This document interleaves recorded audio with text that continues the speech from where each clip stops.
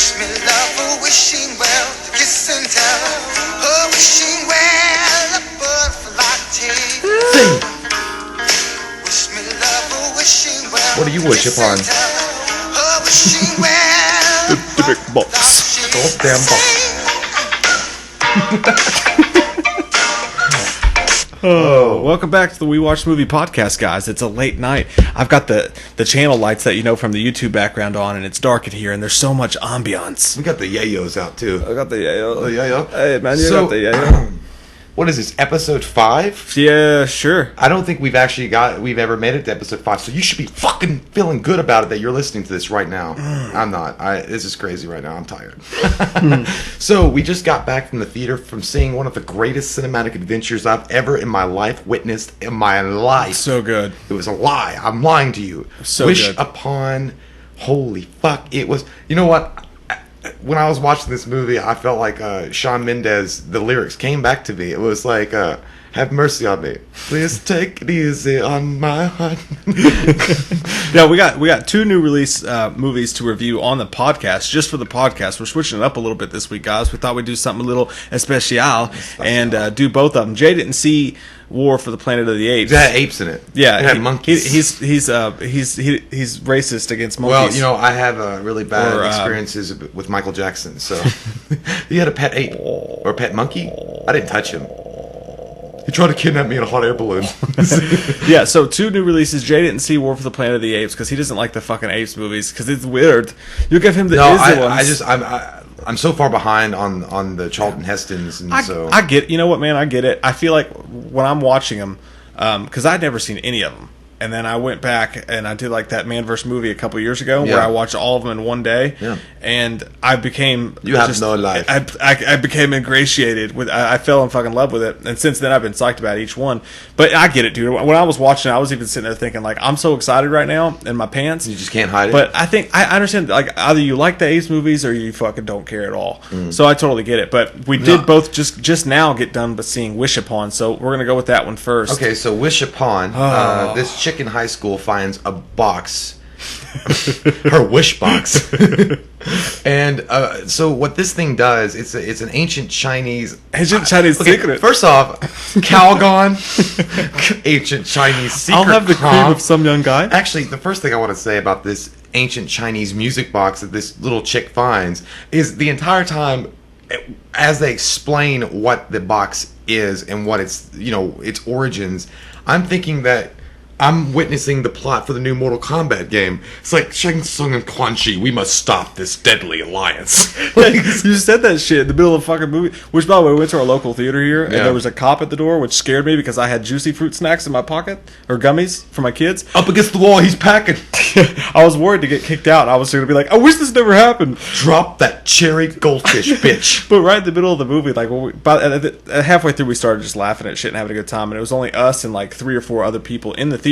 One of the other people that were in there was this girl. Perfect movie for a date night to get like a little sexual in the back, because he was doing the right thing. He was in the very back of the theater going to see a shitty horror movie. He knew what he was doing. Yeah, but what was that dude in the front by himself there? I don't know. That guy scared me. I think that guy had just got done like waxing his mom's ass or something. He was just trying to get over it. Don't get me wrong. I'm not making fun of people who go to the movies by themselves, because he was sitting in the very front. I went to see just a movie by myself the other day. I like going to movies by myself, but yeah, when it's a movie that everyone knows is going to suck ball sacks, except for like maybe high schoolers, you know? Yeah. Like I expected there to be a lot of high schoolers in this movie just because of the what fucking movie it is. But this guy was like 45, 46. Yeah, he was like straight up at the very, very front of the theater, like looking straight. Like I said, he could be an aspiring critic, or maybe he just loves horror, which is badass. Why do you have to be that close? Why we got to question him? Why do we got to be like Norman Bates right now? Because that's what he was. But anyway, yes, the Shang Tsung. Oh yeah, in the middle of the fucking movie, it's me, Jay, and like 3 other people in this whole theater, and Jay loud as fuck. Because sometimes you have trouble controlling the volume of my voice. I can't help it. He said, Jay, what was it you said? Oh, I said, you guys ever played the Mortal Kombat like Deception or Deadly Alliance or Armageddon? I said, Onaga, the Dragon King returns. Anyway, well, like the whole story behind the box and the ancient Chinese Li Mei storyline that they were going for, it's just so stupid, and it felt like some kind of corny thing that a Mortal Kombat thing would pull. Even though I like those games, it just felt like that. So anyway, dude. I'm sorry, no, I didn't mean to cut you off, but I also want to say one quick thing. I didn't know that Ryan Philippe was in this. Yeah. Cruel Intentions have gotten crueler since the years because he looks like shit. Yeah. Even though he's still really handsome. He's still bonable. I mean, for sure. He still looks like Justin Timberlake's cousin. And if you are, there's nothing wrong with that. But no, I didn't mean to interrupt you. I stumbled across a golden gem of delightness. What? You know all this shit that you've been talking about Mortal Kombat with this movie? The jokes that you were dude, look at this. The first movie the guy that directed this ever directed was Mortal Kombat Annihilation. It makes sense. It makes back in 1997. One of the greatest movies to ever exist. That was it. Dude, if you went to see the first Mortal Kombat, like, we liked it, even though it sucked. I liked Mortal Kombat, but yeah. Even the hardcoreiest of hardcore fans went to see the second one and were like... I think Annihilation neutered a lot of people after they went and seen it in theater. It was like if it came out today, it would have been like a fan YouTube video. Like of when Mortal you can Kombat. go and watch Annihilation, and then you're like, yeah, and then you can turn around and watch Power Rangers like a regular episode, and you're like, they're way better. Yeah. The special effects were off the charts. Anyway, so John R. Leonetti, though, he directed this. He directed Wish Upon, and like, where does your career have to go to be directing this movie, by the way? But he directed this and the Butterfly Effect too. My god! And then they gave him Annabelle and Mortal Kombat Annihilation. That's where he got his feet wet. So this is he was just a bum they found in the street. Well, I think a bum in the street probably could have directed it, but because like, okay, so she finds this music. Like, guys, they go through every possible tried and true horror tropes ever. Like, you know, so. Her dad actually finds this cursed music box in the trash can because he fucking collects trash for whatever reason. He's a hoarder. Yeah, and what does he do for a job? I thought at first he was a garbage man, and he doesn't even do that. He just goes around with his black buddy, and they collect garbage. Yeah, like at one point there was an actual hoarder's intervention. She's like, "Dad, why do we need these sticks?" And it's like, I felt bad for the black dude that's his friend because he's a token black dude because he doesn't do anything. He never has any, like, did you save his life in Nam? Like, you don't, like, who are you? There's nothing. There's nothing He there. looked like a nice man, though. Yeah. I would have been his best friend. I would have helped him dig through garbage. But that's all they do. They just dig through garbage for trinkets and things.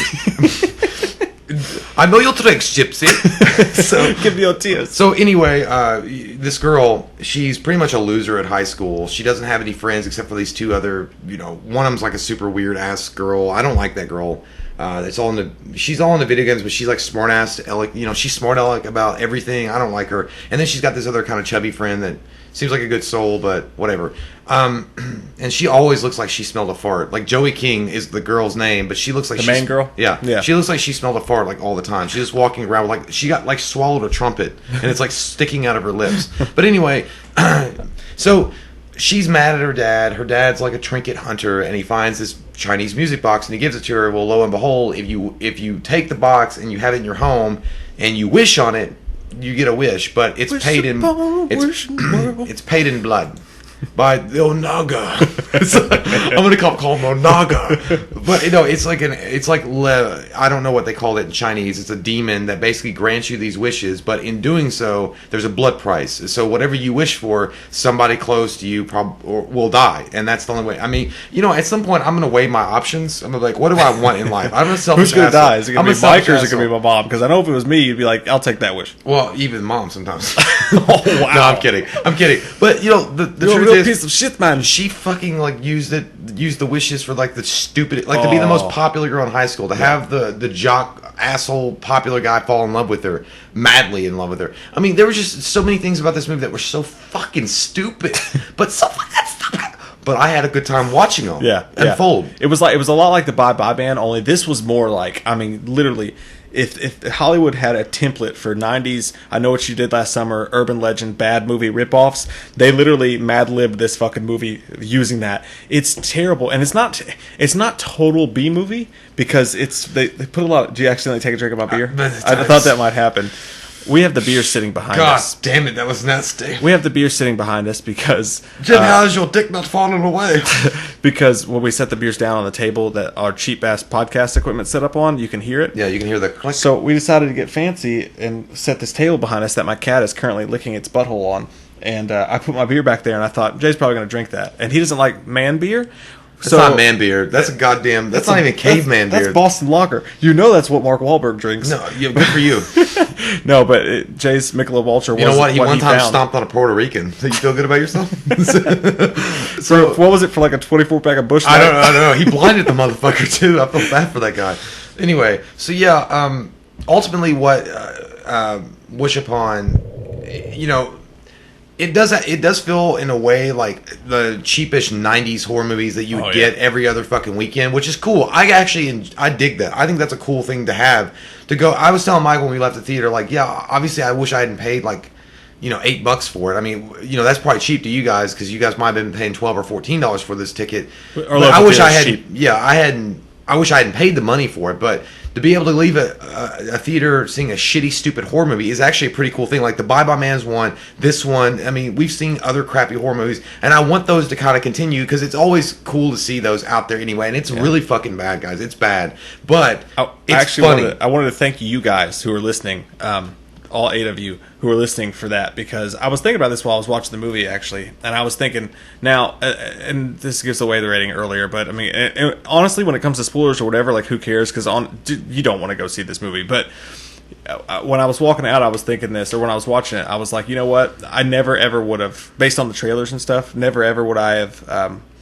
Sucked a man's dick. No, I never would have been like, I'm going to go see that movie. I'm going to take a risk on it and spend my money. But because of you guys and because we have the channel and the podcast, like, it's okay. Like, I happily put down my $8 knowing this was going to be a shit movie because it was going to be fun to review later. Now, if you go to the theater and your girlfriend or whatever or whoever is thinking this movie is going to be good, totally take your girl with you though. But you're gonna if you go into this expecting a decent horror movie, you're gonna walk out pissed off like you wasted your money. But if you're a fan of shitty ass horror movies, you're gonna know what you're gonna be getting. You might actually enjoy just laughing at it and having a good time with just this movie is the basic bitch of horror movies. I mean, it really is. It's so simple what they did with this, and it's so obvious. They're the fresh bitch in the shower in jail. Mm-hmm. Like, you know that they had their ass reamed more than a Stargate. Yeah. But yeah, ultimately, it's a good experience. I mean, I'm not telling you guys to go see this movie. I don't want you guys to go throw your money down. I mean, if you want to, that's cool. I mean, if you just want to waste your fucking Monopoly money, go ahead and do it. But if you don't want to, go see something else. But it's a perfect make-out movie, though. You said it best. It is. If you're gonna take a date, there's some jump scares in it that you oh my god, I was so scared because I didn't know what she was gonna wish for next. Like, I know, baby, blow me. But whatever. It's a good first booby touch movie. It is. But ultimately, it's a bad movie. It's a terrible movie. But it's funny, and hardcore horror fans might even appreciate it because of how bad it is. That it's so bad it's good. I know a lot of people were saying.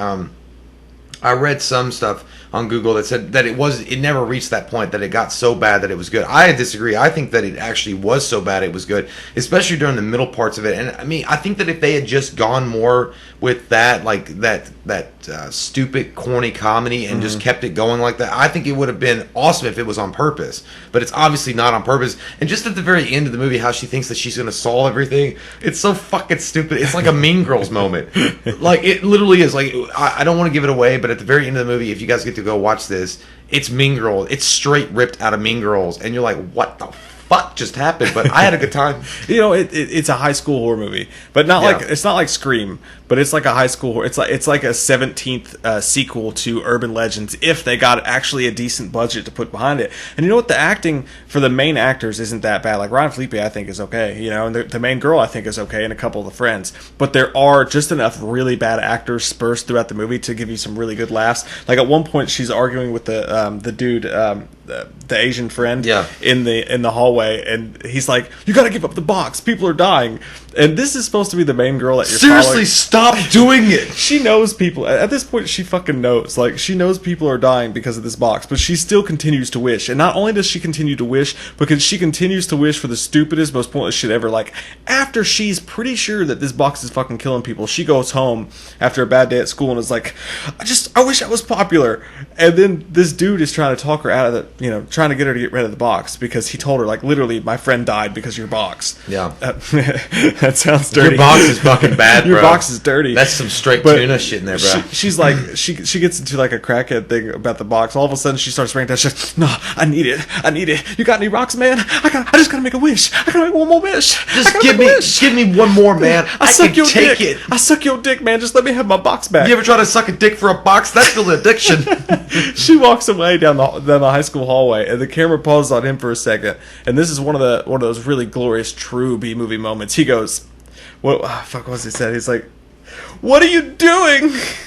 or whatever he said. Oh yeah, I know. I forgot. God damn it, I forgot what the exact lines was. But it was the most. It was terrible. really bad. I think that we both started laughing hard. A network that would have taken this and put it on the air was TLC. Like it was like a TLC horror movie, and that's telling you exactly what you need to that's all you need to know. TLC horror, and you can get it. I mean, there's nothing remotely terrifying about it. There's nothing that you're going to be like thinking about except how badly it was shot and how bad the acting was and how terrible the story was. I mean, literally the guy that wrote the movie, they didn't know how to fucking make the ending make sense because they were like, okay, so we have to figure out a way that maybe she survives, but maybe she doesn't, and then it's going to leave an opening for a sequel. But then they're like, so one time my dog died. And the guy's like writing with him. He's like, okay, I'm just going to write a really quick ending, okay? Because I don't want to work with you anymore. It's okay. So this happened. And look, the Final Destination ripoffs are real here so too. Many like times. They really wanted. This was like I talked about Mad-libbing a template for a just terrible horror movie earlier, and what the main victim here is totally. If you take out all the Wish movies, Wishmaster and all that, the main template here is total Final Destination because you have these throwaway characters that show up who are like a nice old lady across the street, like, I just care about you, sweetheart, and you're like, that bitch is gonna die. You know she's gonna die. You know that the father's gonna die at some point. Yeah. You know that the best friends are gonna die at some point. You're like, everyone's gonna die. Yeah, and you know who they're not going to kill off too, because you're like, they're not going to kill Ryan Felipe. And like I said earlier, there's maybe that was the biggest shock of the movie. Maybe minor spoilers in this movie, guys, but I promise we're not ruining anything. You don't want to see it. It can't possibly ruin anything for you. So, like, if you guys just want to go a warning, and adventure on the dark side, go ahead. Yeah, go ahead. If warning, there may be, but we're going to get spoilerific with just this one. We won't get spoilerific with the Apes movie, but just this one because you just got to. But let's talk about the deaths real quick. Talk about Final Destination. Like the old man Withers across the street. I liked the only death. I'm pretty sure he touched kids, by the way. He looked like it. Well, they never explained the discord between him and Ryan Felipe, because every time they mentioned the old man Withers across the street, yeah, he's like, I told you to stay the fuck away from him. Yeah, and I'm thinking there's going to be a dark like past or something, because the dude looked like a Catholic priest. Did you touch him with your little cane? And then he dies, and he's like, well, he's not going to leave us nothing, and that was one of her wishes. Well. But he's dead. Yeah, he's dead. Well, the death scene with him was whatever. But I will say one of the cooler, I thought it was pretty gnarly, when the popular girl, and she's like, I wish she would just rot. Mm-hmm. Like, she starts rotting when she wakes up. That was fucking badass. Like, that makeup was pretty cool on her foot. And then there was one scene that's it's kind of tense, when the little old lady that lives across the street from him, and, she's been a neighbor or whatever for a while, and she's making dinner or some shit, and the bitch drops something in a blender, and you see her hand going in the sink blender. That was the most Final Destination moment. That's it, yeah. Film. And eventually her necks gets snapped because her hair gets caught in the drain. I hate long hair. But she's reached it. Like, her hands inside the... they've done this in 100 movies, right? But, like, her hands inside the blender. Dish compactor or whatever. What do you call it? The blenders. It's not a blender. The blender's where you put fruit in. This is in the sink. I'll put your face in it. This is in the sink. The compactor. No, that's like what you put. The trash disposal. Yeah, the garbage disposal. Garbage disposal. Yeah. We went to school. Yeah, I wish this never happened. I wish you would go away. But just give me what I want. She's got her hand in it, and she's going for some fruit, and you just know, like, everyone's waiting for that fucking thing to turn on. And even though this is a corny, terrible movie, and it's a straight up PG. I don't know if it's rated R or not, but even though it's what it is, you're still on edge a little bit, waiting for that to happen. But really, she was just more so than a victim of this curse. She was the victim of just a poorly placed fucking garbage disposal button. Yeah. Because the button is on the front of the sink that you lean against to reach your hand. Well, maybe if she lost some fucking weight, her fat ass gut wouldn't have made it. I mean, like, I'm surprised this bitch hasn't cut both of her hands off already. But yeah, you think she's going to cut her hand off, and then there's the pot boiling on the stove. So it turns into Final Destination because you know this person's going to fucking die, and you're just waiting to see how. So it feels like Final Destination in those moments, and it's kind of cool, even though it never really goes anywhere that cool. But yeah, like you said, her hair gets caught in it, and it snaps her neck. But I thought they were trying to act like, the way they shot it, like her head was going to go in it. Yeah, I thought they were trying to act like her head went in it, and I turned around to Jay in the middle of the movie. I was like, dude, her head's not going to fit in the fucking sink. I was like, you dumb shit! Like, it broke her neck. Like, they were trying to squeeze her fucking head in there like a melon. Well, they did that. There was a movie called not Friend Request, because we saw the trailer for that. That fucking internet movie where that fat kid takes a blender and just puts his hand in it, and like I was like, the blender would fucking stop. But I don't know. I don't know. Yeah. Well, ultimately, the movie sucks. Which I think we all expected it to suck. I don't think anybody was really like thinking, "Oh, this is gonna be the new face of horror." No, even though they're tagging it that way. Who the fuck smoked Bloody Disgusting tried to do that with the Gallows. They were like, "This is as good as whatever. It's the next slasher," and everybody was like, "Dude, who the fuck gave you guys money to say that?" You guys stay away from that cocaine. But Bloody Disgusting actually gave this positive review, and I don't 100% disagree with it because what they said about it was it's just bad good enough to recommend. I mean, I'm going to give it a 2.0, 2.5. But that's only because even the 2.5 literally comes from that I had a good time watching it just because it was so stupid. It was funny. Yeah. But if like as far as horror goes, there's nothing about it remotely good as far as a horror movie goes. You could take a 7-year-old to see this, and I'm pretty sure it wouldn't fuck him up. No, I don't think I'd do that. Maybe, but because a 7-year-old might get ideas like get a music box and I'd be slapping. I know. Even though I'm just saying, have to know about Ryan Felipe and his saxophone. What if I lost this power? Because that's what I was thinking too from Surf Ninjas. Because she could say, "Wish it." Whenever you hold this music box, your wishes come true after you say, "I wish this." But I was like, you remember Surf Ninja was like, "What if I just didn't?" If you said, "What if anything would happen?" So I was like, "What if you didn't exist?" Like I was just, what if you said, "I wish the box didn't exist"? Yeah, or what if you just said, I wish that my wishes didn't have consequences? Or what if you had just said, "Genie, you're free." From like Aladdin. That would have been a better ending. From Aladdin, yeah. And Jafar would be like, come here, it's like, a diamond in the rough. But yeah, this box, Jay, you cracked me up halfway through the movie, because the box, when it's killing someone, it opens up in the middle of the night while she's sleeping, and it plays this music. And you know, in any other movie that took itself seriously, the music would be ironic. Like, it would be like happy music. But it'd be ironically scored because it's a dark moment. Yeah. But in this, they just straight up went with a creepy tone. Like, it was almost like a Jaws theme was like, dun dun. Which it's weird because I'm weird about my cell phone. I thought you could say I'm weird about my music boxes. I only have a few. I only have 17,000. I have a hoarding. The ones that play Good Charlotte are the ones I go for. But no, I'm weird about my cell phone ringtones. Like, I change them every few months because they become depressing to me. And actually, comment below, guys. Let me know if anybody else is weird about this. There's two things about my phone that scares me real quick. Is when it rings, I get nervous. It's like, because we're from back in the day when you didn't know who the fuck was calling you. You had no caller ID.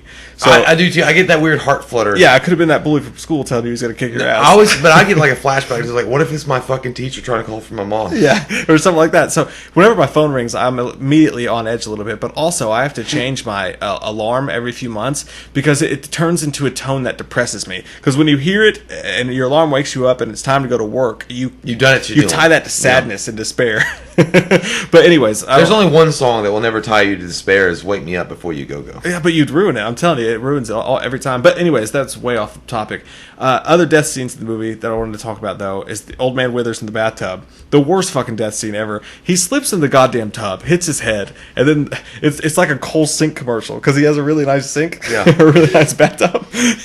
And then he's laying there, and you think he's dead. And I don't know if it's supposed to be scary or not, but the water's still on, and it's falling on his face. And then he just wakes up for a second, and then the water goes into his face, and then he goes back dead. No, he hits the sink drain. Yeah, he hits the faucet. But even then, that wouldn't kill you. That's just an annoying little. Well, it knocked him out enough to where he probably drowned. I don't know. They didn't really explain it enough. But and then someone gets hit by a car, and when they get hit by the car, it throws them like 35 feet across into another car.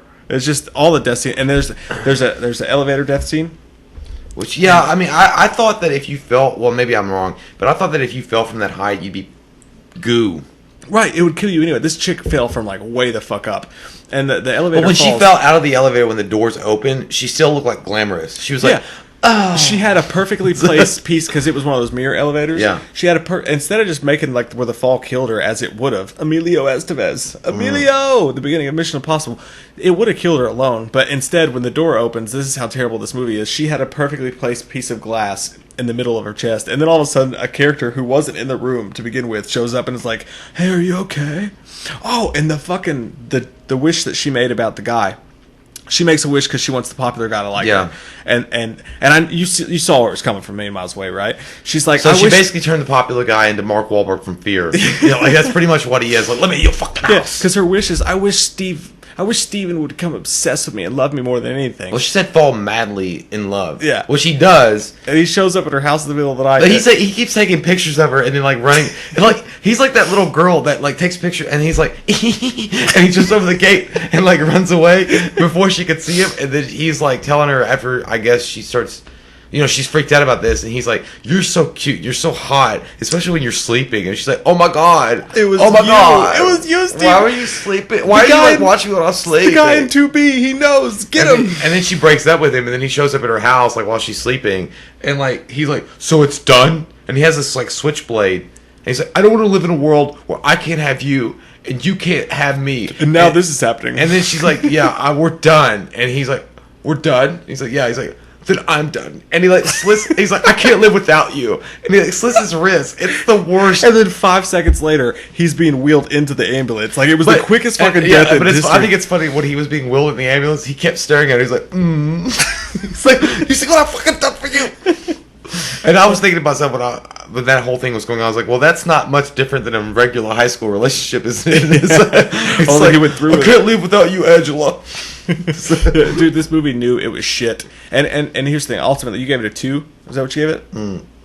2.5. I'm gonna give it a 3, just to be different and edgy. I wish you weren't edgy. I'm gonna give it. And here's the thing. I gotta throw this caveat in there.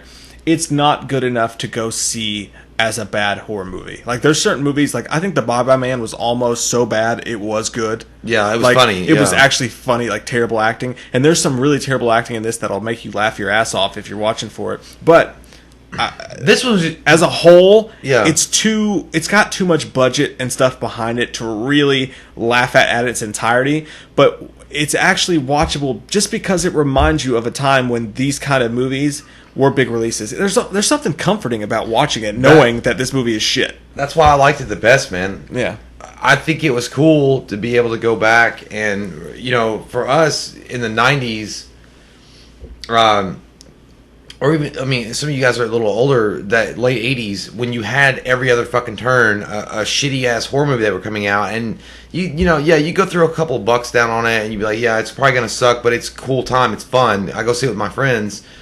And it does. You'll talk about it. You'll go to Applebee's and be like, I can't believe that bitch fucking got sliced by a goddamn lobster claw. And you're like, it's cool to have those movies out there. Like they're not afraid to fucking do it. I was telling Mike after the movie, I was like, well, good for that guy having the balls to go and do this kind of movie. But I don't know if it's ballsy or if it was just like if you were honestly trying to make a good horror movie, you have failed, Sensei. It pisses me off. But if you were not, and you were just like throwing out money to a stupid ass. Again, it's you said it right. It's a high school horror movie. Yeah, not on the level of Scream. At one point, they go purse shopping. Yeah, there's no. Oh, dude, the soundtrack itself, like literally every other soundtrack is a bubblegum pop song. Every other song is like, oh my god, I've got so much money. How about? I mean, it's really stupid. It's like Paris Hilton was fucking directing the soundtrack. If you expect anything out of this movie, you were gonna fucking hate it. Yeah, you're gonna fucking hate it. They took like shit like Mean Girls, Final Destination, Wishmaster, done, and even The Possession with the Dybbuk books. Yeah, pretty much the Possession. Right, so 4 at least that they've just tried to integrate into one movie, and it's terrible. It's a terrible, terrible movie. But again, we had fun, and thank God these movies exist because it's always going to give us a thing to measure other great movies by. Yeah. So, and thank God for you guys because you guys give us a reason to go see this shit. Thank God for you, Peter. No, Aunt May. God, I'd fuck Aunt May in a heartbeat. Yeah, so I'm talking about the Raimi Aunt May though. Because you know she makes some good ass If you biscuits. fucked her, you could get some good pancakes and eggs in the morning. For sure. Okay, so she invented everything. She invented the first blowjob. She invented the first hand job. She actually wrote Fest where where Grammy was a whore. No, but it reminded me of Grandma's Boy. He was like, she actually gave a hand job to Charlie Chaplin. I could feel my hair growing. So that's My grandma drank all my weed. that's Wish Upon. Let me do War real quick while Jay's sitting here with me, even though you didn't see it. So War for the Planet of the Apes. By the way, finally happened. The Cincinnati Zoo was let free. I want to say this first off. The whole theme of this movie is apes together strong. And I watched this by my fucking self, you piece of shit. I don't Every like what time you're they doing said in it, your I life. was like, I don't have an ape friend. They can't see what you're doing. He's literally making two clenched fists. That's what they do. It's like the Friends thing. But It's you're like, doing a clenched apes fist. together. Like, I know, but strong. it's like you're showing your pecs or something. You're like, apes Hey, together. I can't help it if you're looking. I'm not looking. No, they're not showing. I'm was just saying, squeezing. but you're the way you... Squeeze. Tighten. Squeeze. Is that what you said to Johnny when he put a dick in your butt?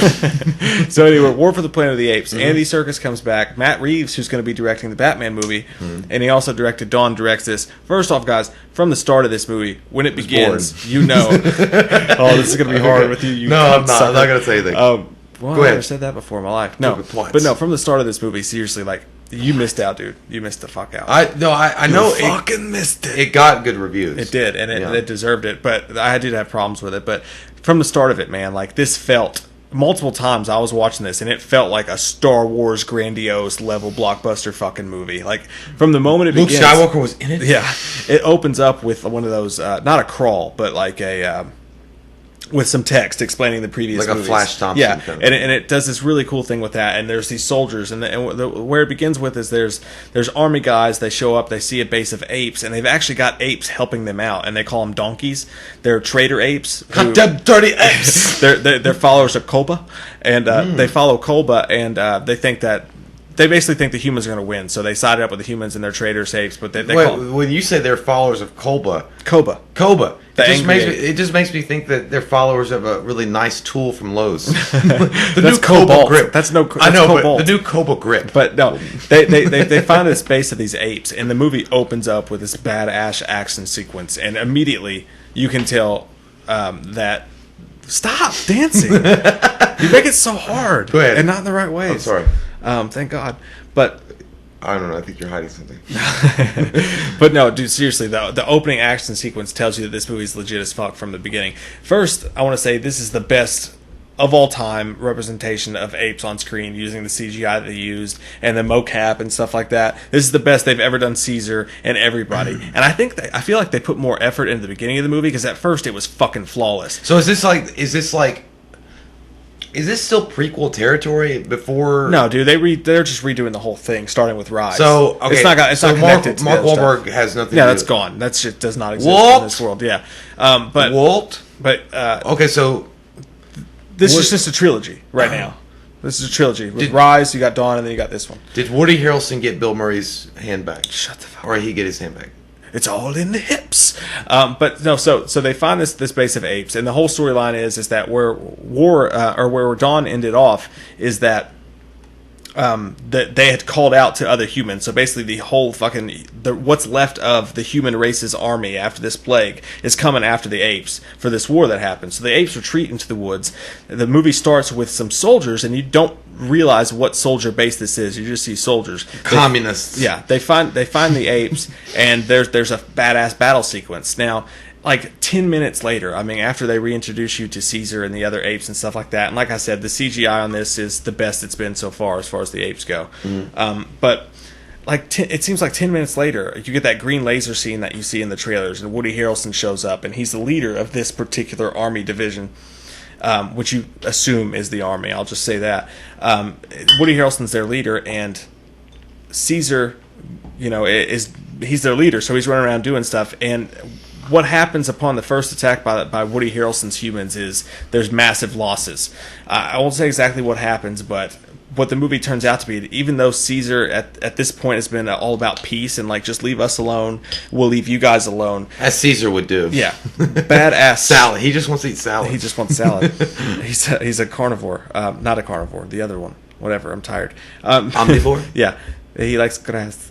Oh no! Oh, he's No, I'm just kidding. I don't know. But he doesn't He's want a herbivore. war. Like, he doesn't want war. Like, even in the beginning of the movie, like, he could kill a couple of these soldiers, but he lets them go back as a message. And he, again, is trying to create peace. He's like, just let us have the woods.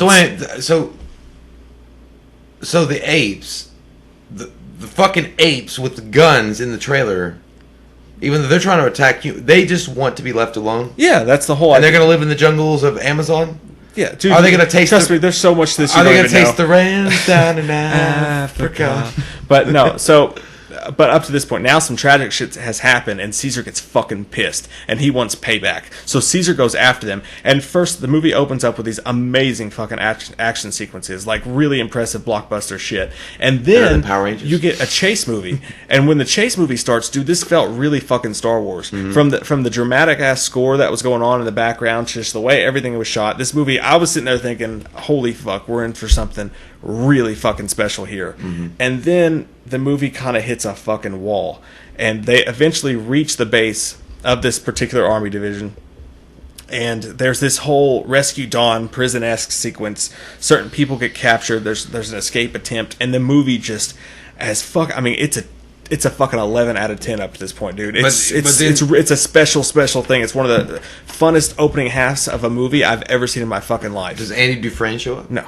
But when they reach this prison base, it just runs into a wall, and the whole movie kind of stops. It grinds to a fucking halt, and you have to deal with this whole prison sequence and this whole thing that's happening, and it actually gets a little bit boring, even though you're invested in the characters and what's going on. They have to explain Woody Harrelson's character, which was interesting, but the opening sequence and the opening 30% of the movie is just so fucking good. So it almost makes you believe you're in for something you've never seen before. You're almost in for one of the greatest blockbusters fucking ever. Like, it's that good. The whole entire middle sequence drags out way too long, and Steve Zahn is an ape in the movie. Like, well, he's really had a hard time with acting, right? And you know what? I'll say this: I liked the character that Steve Zahn's ape played. Like, he was funny, and I enjoyed him. And I the whole fucking time he was on screen, I was like, "Who is that?" I could not figure it out. But at the same time, I read a review that said it feels like that ape parachuted in from a Disney movie, and it does. Like, this movie is so fucking serious and goddamn dark, and then Steve Zahn's ape shows up, and even though you like him and he's funny, it's like, dude, the comedy's really out of place. Idris Elba? I know Idris Elba is a great actor. I'm wondering, though, if the burning question was answered with Woody Harrelson. Did he find a fucking Twinkie? No, there's no Twinkie. No, okay, so did the hype live up to your expectations going into it from the last one? Yeah, I mean, it's the best one of the trilogy. So that whole middle sequence that I didn't like happens, but then eventually you get to what is actually the war.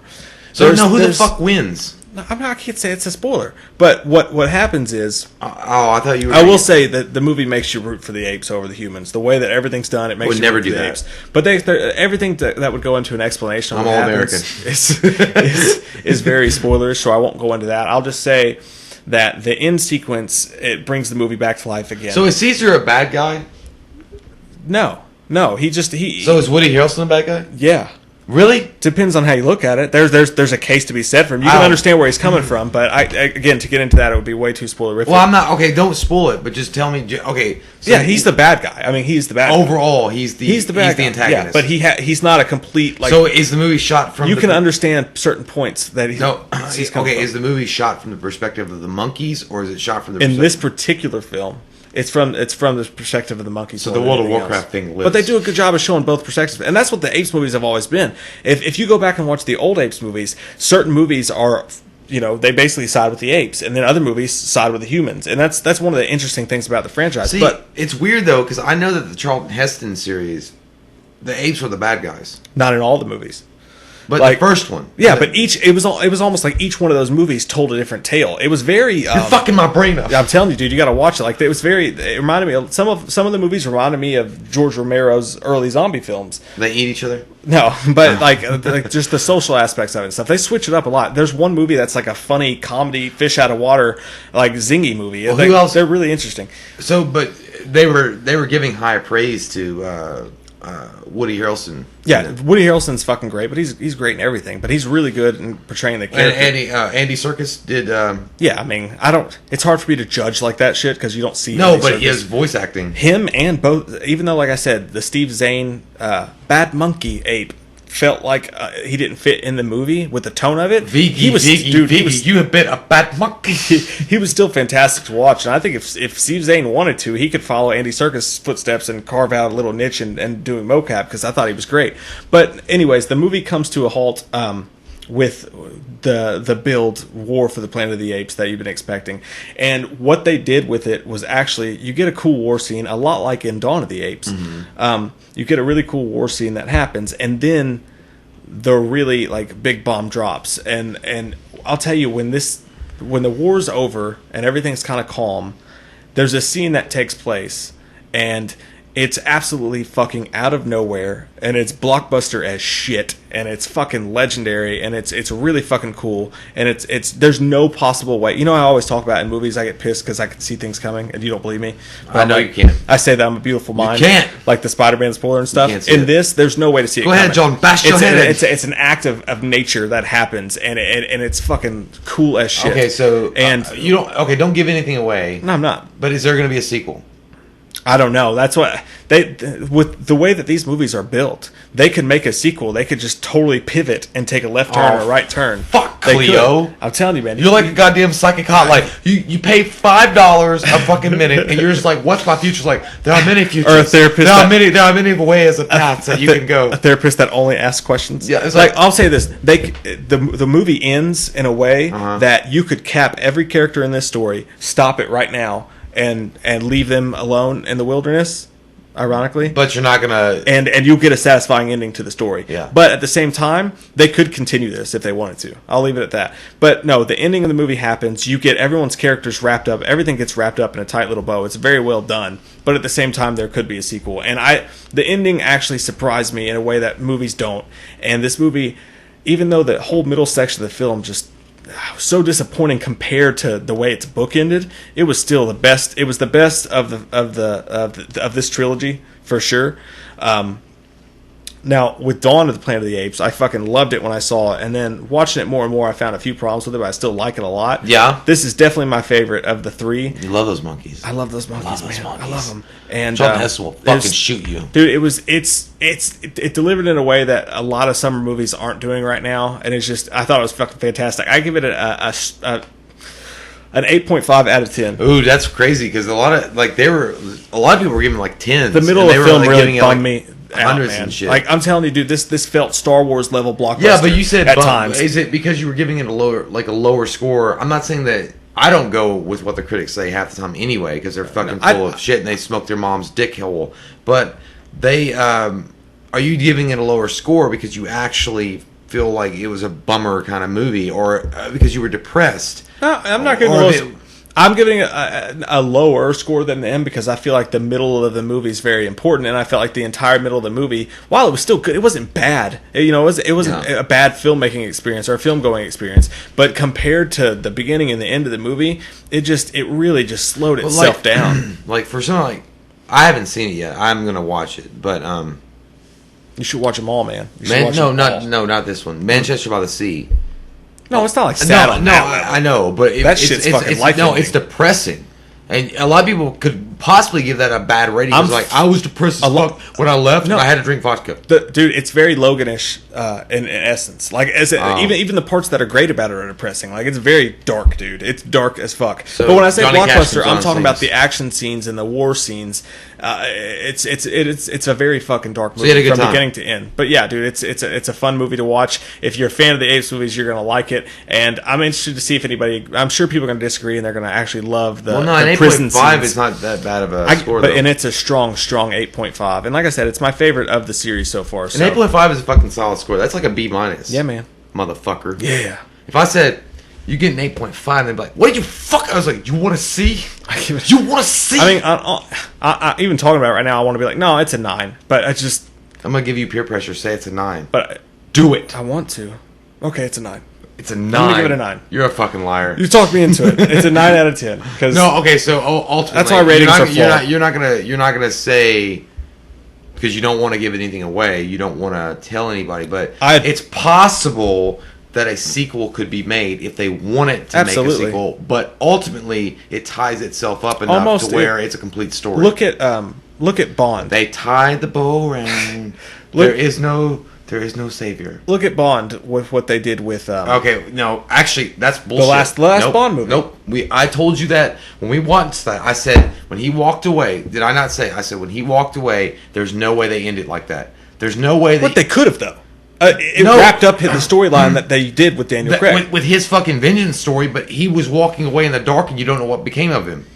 Right. No, I'm just saying, like, if they wanted to move on from Bond and tell a different story, they could have. And the Apes franchise could do anything they want to at this point. They could keep with some of these characters that are left after the war and after, everything's been fought and move on with them, or they could tell a whole new story if they want to, or they could reboot the whole thing. The options are endless. You don't move on from Bond. A man does not simply move on from Bond unless it's Gold Bond.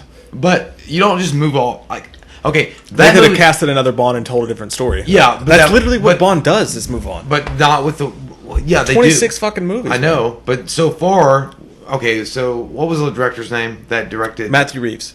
No, not this one. The Bond. Sam Mendes. Mm-hmm. Mendes said he'd come back if Daniel Craig... Because you could continue it. Yeah, you could. That's my whole point. No, I know. One movie. But ultimately, I know what you're saying. Yeah. You're saying you could end it. They could end it or continue it, or they could reboot it, or they could pivot and go take the franchise in a different direction. And what's your opinion? And what's your opinion, though? You think they should end it, or you think they should continue? That's what I'm talking about. I think that... Fucking whore. I think that they should keep with the same theme. They should keep with the same mood. They should keep with the same technical aspects, but they should tell a completely different story from a completely different angle. Because that's what the first 5 original films did so well to me. Even though a lot of these movies followed Caesar, each movie is crazy original in its own right. These 3 movies themselves are very, very tied together. What I was going to say, I love Caesar salad, but I was going to ask you your specific opinion, though. Do you think they should end it now while they're ahead, or do you think they should continue one more movie? I don't think they should follow the characters that we followed any further. With the Caesar. Yeah, no. With the characters that this trilogy has brought to us, I think that they capped them all off but well, I don't know, man. And I think we should walk away from those characters. Because Andy Serkis needs money. Andy Serkis can come back, and he can play a different Gollum's not really doing it much. But no, this group of characters, and I think you guys who've seen it will agree with me, leave them alone. Like, enough damage has happened, enough darkness has happened, enough stories have been told. I'd say pivot, tell a completely different, wild, batshit, crazy story, and have it in the same universe, but a different set of apes and a different set of humans. Non-spoiler review. Non-spoiler, no, a non-spoiler question. Okay. Woody Harrelson die? I can't say that. That's a fucking spoiler. Okay, so I'll tell you. That was the War for the Planet of the Apes and Wish Upon. We're gonna take a quick little break. Hope you guys enjoyed that. And if you guys click off right now, I will get a music box, and I swear to God, I'll wish upon it that you guys didn't click off. I wish that I could pee my pants, and You have to pee a lot, I have to pee right now. right? Like a lot. Yeah, It's like a fucking camel. I'll beat you to the toilet. All right. That felt So nice. we're back. We just took a nice shit, and we're back to talk to Maura. And you know what, guys? With that poop, I feel lively and energized. We actually didn't have a poop. We just had a kumbaya outside, smoking cigarettes. Anyway, so you should never smoke cigarettes. It's a terrible habit.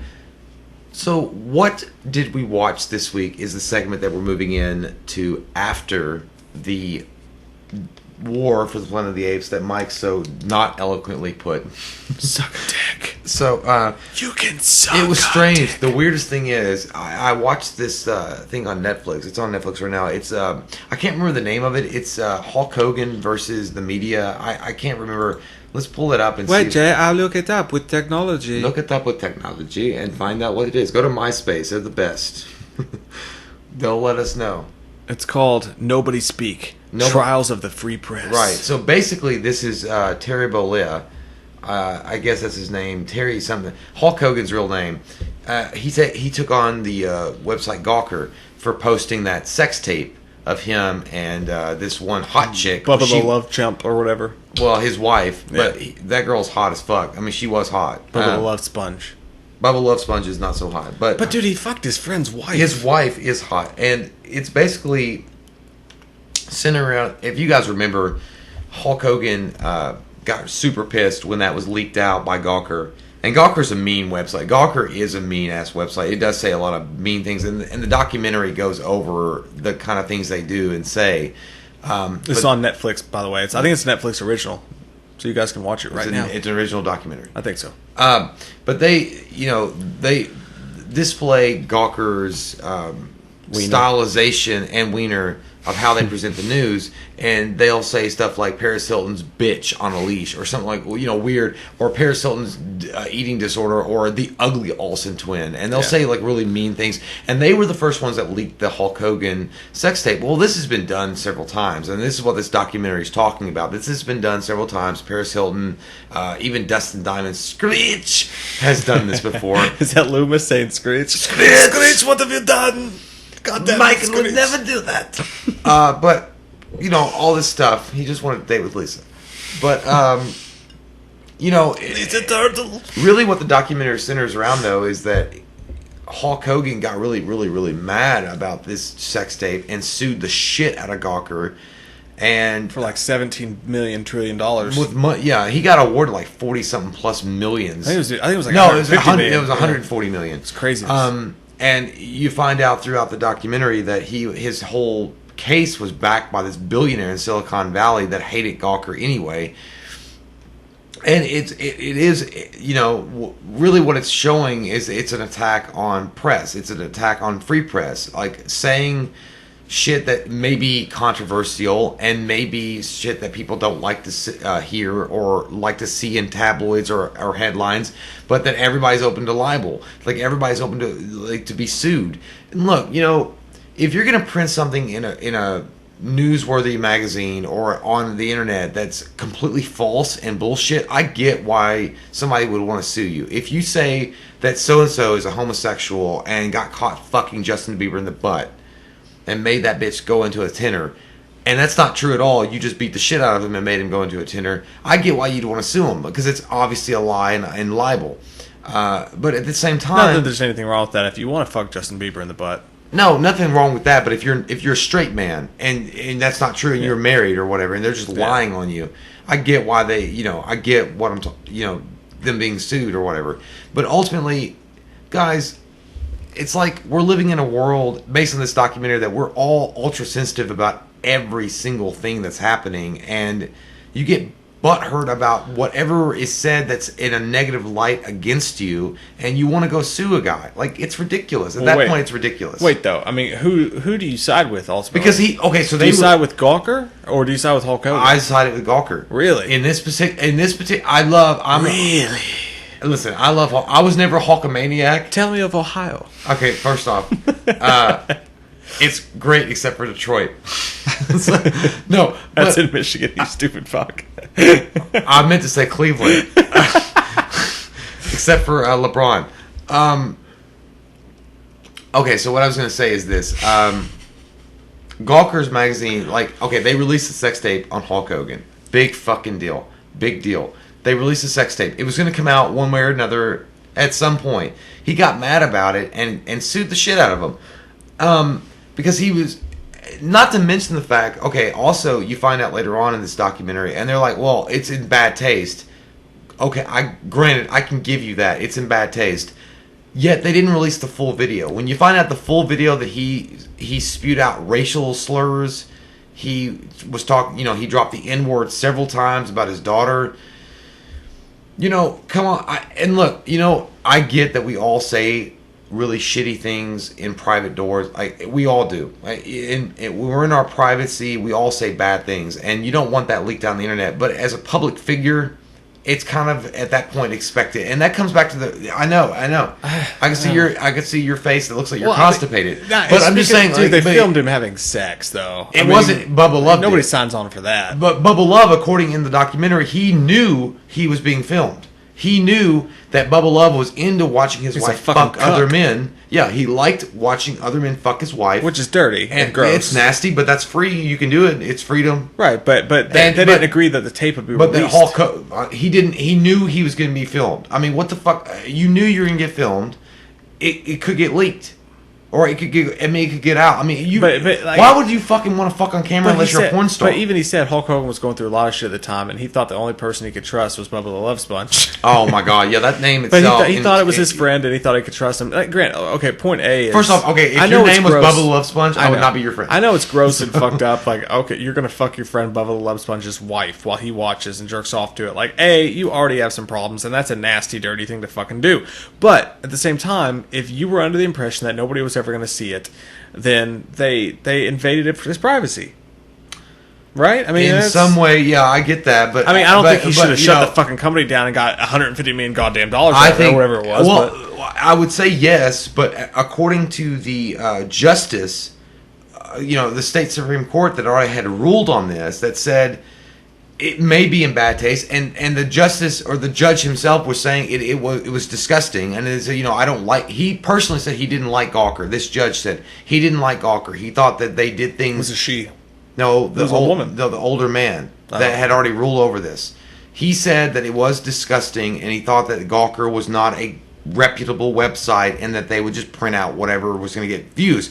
But he said, thank God we live in a country where you can do that kind of thing. You're like, this is freedom of press. You can say and print what you like to print. Say as long as they're not, as long as he said that they're not malicious lies. And they did not print or show anything that was maliciously But they showed private footage. They showed private footage from a public figure that was leaked online by whoever. He's a public figure. And he also knew that he was being recorded. Well, so that's the question. I mean, if they just shared the footage, like they didn't, then I guess that's the big question. Like they didn't film it secretly and then put it on their website. No, yeah. Someone else filmed it, and wasn't then they just put it up. Well, so I don't know. According to Bubba Love Sponge, I love that name though in a way. God, I love where my life's led to this point. Bubba Love Sponge said, well, he didn't say, he wasn't interviewed in the documentary, but the statements that he came out that Hulk Hogan knew he was being recorded. It wasn't like he didn't know. So what? Okay, so you're being recorded. What do you think? That's going to be private? Like you don't know. I mean, you're still at that point. You're giving up your rights in that way. So really, I mean, honestly, that the person who really should have been sued for every dime they had was Bubba the Love Sponge. Possibly, because if he told him he wasn't going to release the tape, and then he released the tape, then he's the real asshole. But if you said that, but that's also, you could say that's verbal. Yeah. Like there's no proof of that. I think, and then it shows, like again in the documentary, that Hulk Hogan he was already in a financially bad situation. A billionaire from Silicon Valley was the one that was funding this litigation against Gawker, and he'd already been pissed off because they had called this guy's sexuality into play a few years ago, and he was pissed off about it. Which is some straight up Spectre James Bond shit. Well, and that's what the judge said, or the guy. I'm pretty sure he was a judge that said that pretty much what they've done is they've opened the door that if a case has nothing to do with you, but you want to bring something down, you want to bring a specific organization down, you can fund it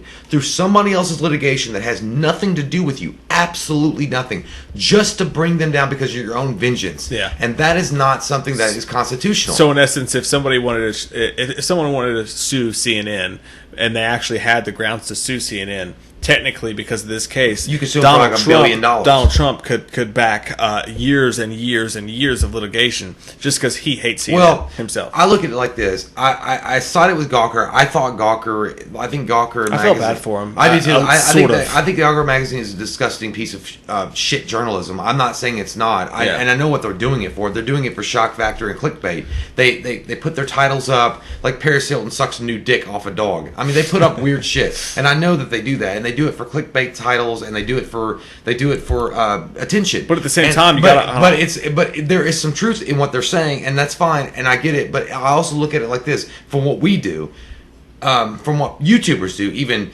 that we'll talk about an actor or an actress or a director or a producer or a studio, and we'll say our opinions on what we think that they're doing and how they're being like assholes or whatever. And I don't want to be turned around thinking that I'm going to get sued by saying what I feel. Mm-hmm. It should be freedom of press. It's just like if you I might be more respectful than Gawker. I'm not going to go up to Gary Busey and be like, you got big fucking teeth. Like I'm not going to be like an asshole. But Gary Busey. But in America, you should be allowed to do that if you want to do that. That's the question too. Like I do appreciate the fact that anybody is willing to step out, be vulgar, call shit what it is. Yeah. You know, but there's that line that you walk where you're just kind of being trashy, or you're just being, but you are allowed or to you're be being trashy. ballsy. If you want to be trashy, you can be trashy. Yeah. And that's what that the owner of the website Gawker, and he's in the documentary very heavily, is talking about. He's like, look, we were just calling out the elite Hollywood celebrities on bullshit that we already knew they were doing, and they didn't like it. They didn't like it. It wasn't just Hollywood celebrities. It was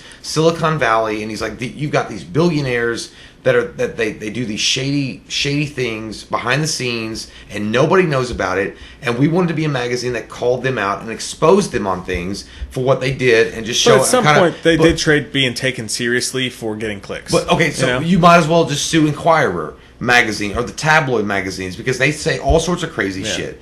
But again, this was a personal vendetta, and I think that's what the documentary focused around, is a personal vendetta from that guy from Silicon Valley against Gawker. Right. And he ultimately busted him down. And what that one guy said was the perfect truth. The old judge guy, he was like saying, when you're in a society that is able to take down a news organization because you don't like what they said about you, because you don't like that they made you feel bad. Total bullshit. That you don't, because they made you feel bad, you can take them down. Yeah, I think that whole aspect's bullshit. The one side that I do side with the non-Gawker side is just Hulk Hogan himself just being like, you know, somebody released a tape of me having sex to the world for my kids to see, for my family to see. Like, that part I get. But as far as like the free press goes and somebody else backing them and all that shit, it is total horseshit. But you gotta admit, dude, it was funny as fuck in the court case to hear Hulk Hogan talk about how I don't have a 10-inch penis. Hulk Hogan has that a 10-inch was so penis. stupid. Terry Bollea doesn't have I don't know how to explain this. I don't have a 10-inch penis. Terry Bollea does not have a 10-inch penis, but Hulk Hogan, the all-American hero, has a 10-inch penis. That's like if you're talking shit and you're with your friends and there's a hot girl around and you say out loud like, I have a huge dick, so she can hear you, but then you get in the bedroom with her and it's time and you're like, Hulk Hogan has a huge dick.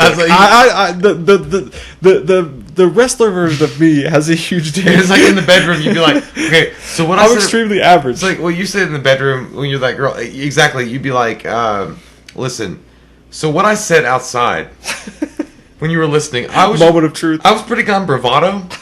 It's more like 6. Just letting you know. You may not even feel it. Oh, and I'm sorry about that. But no, look, it comes down to freedom of press, freedom of speech. And I'm a big proponent of freedom of speech and freedom of press. I think that you should be allowed, if you want to be nasty and fucking vulgar and you want to be a piece of shit, if you want to be a piece of shit, thank God we live in a country that you can do that. You're not going to go get... As long as you're not hurting someone else. No, but he wasn't... They weren't hurting him. Yeah. I mean, he was already fucked anyway. And he'd already done enough damage. What would have been appropriate is if they watched the tape. Okay. Yeah. Well, and released an article commenting on it and explained it or done whatever they wanted to do, but they showed this man in a private setting, butt naked, having sex. See, that's where I don't even think they should have done that. Like, I don't think they have to. It's freedom of press. At that point, I'm not saying that you should take every goddamn dirty detail of somebody and just throw it out there online. So if someone sent you a video of Halle Berry taking a dump, I'd watch it. Would you post it online though?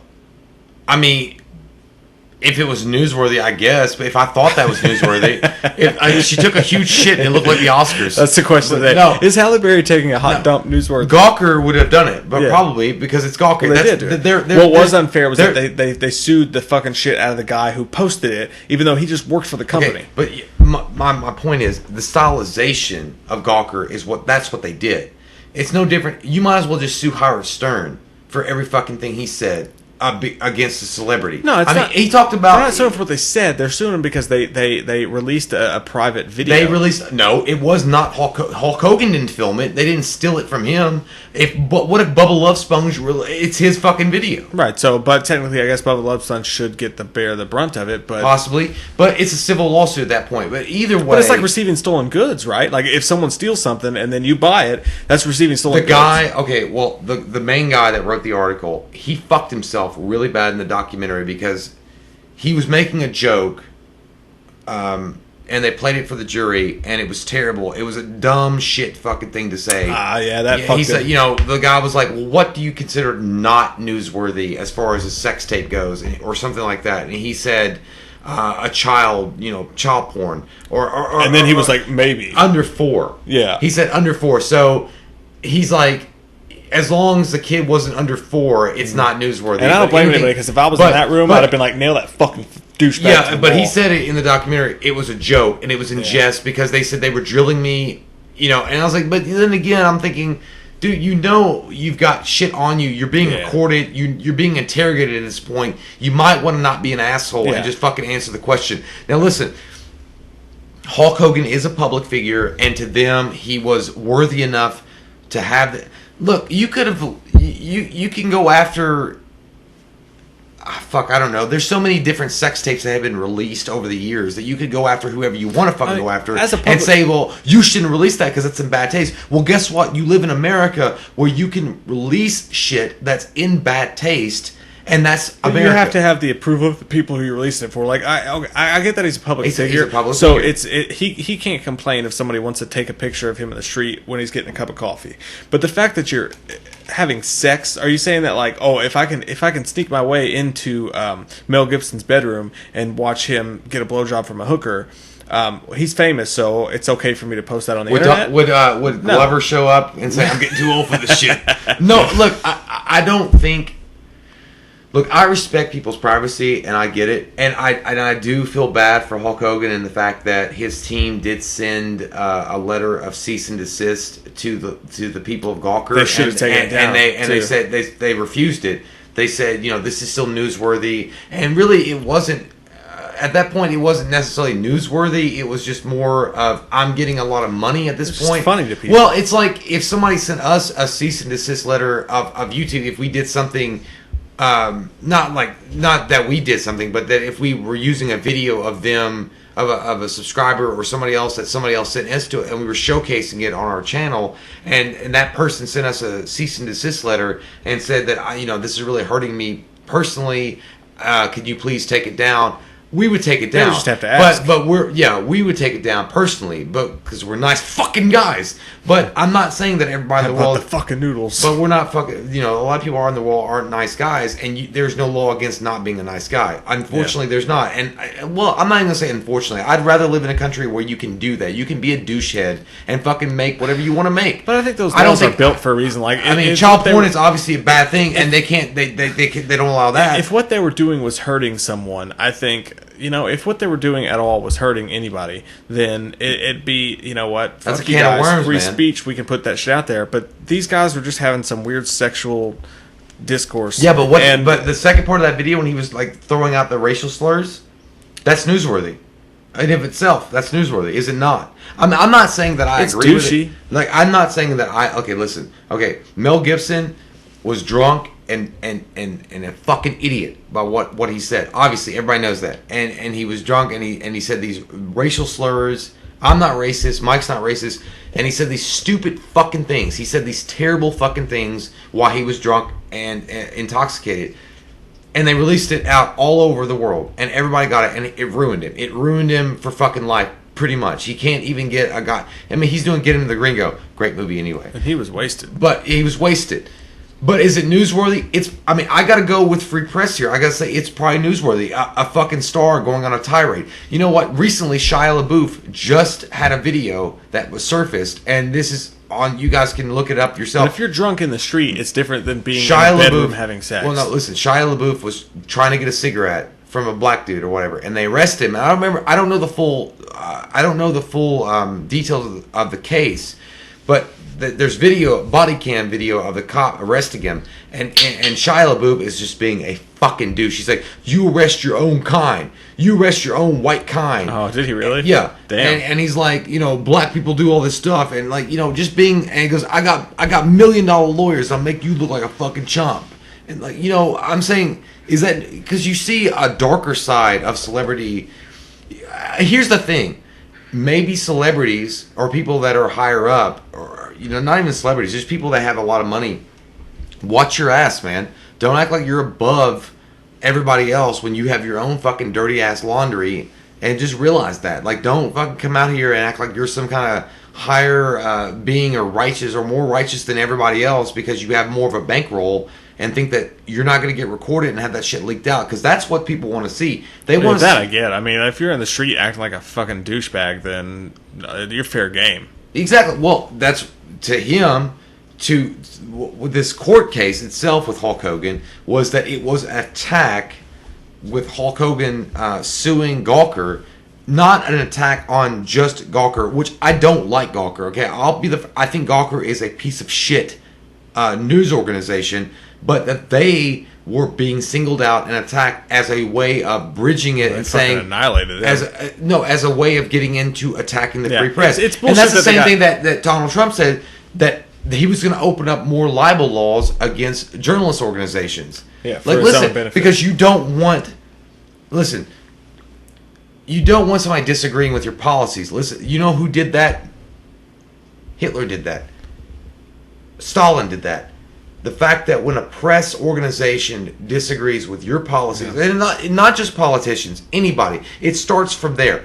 When they disagree with what you're doing, when they disagree with your actions, and they put it out there for the public to see that you're not some fucking Jesus Christ figure walking around, because you're human and you make mistakes and you do bad shit, and you're not this thing that you're portraying, and you start attacking them and shutting them down, that's fucking Nazism, dude. That's fascism. You know what's crazy, dude, is that there was a whole sting operation behind that Hulk Hogan tape, too.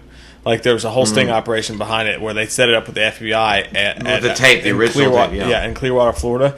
You know that where we went on vacation last summer? I didn't go on vacation with you. Not you, but I didn't want to anyway. Fuck it. Me and my family. Don't you worry about my vacations. You get your own vacations. Where we went on our vacation, dude, we walked past that hotel like 7 times.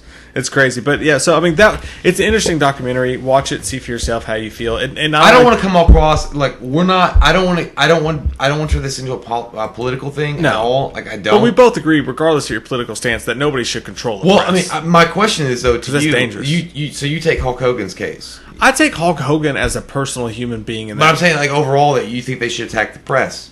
I don't think that they should attack the press, but I think when you release a videotape of somebody having sex in private, then you know what, you're fair game. But personally, what I'm saying is personally that you and I, if somebody asked us, if we were in front of Gawker, if we were the faces of Gawker, said please take it down, we would have taken it down. Exactly. For them. Yeah. Because we're decent people. Right. But if they decide not to, they shouldn't be punishable by it. You know what? The law may protect them in 90% of the cases, but if you're being a douchebag, sometimes you get burned. But I'm saying, but overall, though, you should be protected. But I'm sure that, you know what, just like the guy who put it up, I think there's certain people who get hurt in that case that don't necessarily deserve what happened to them.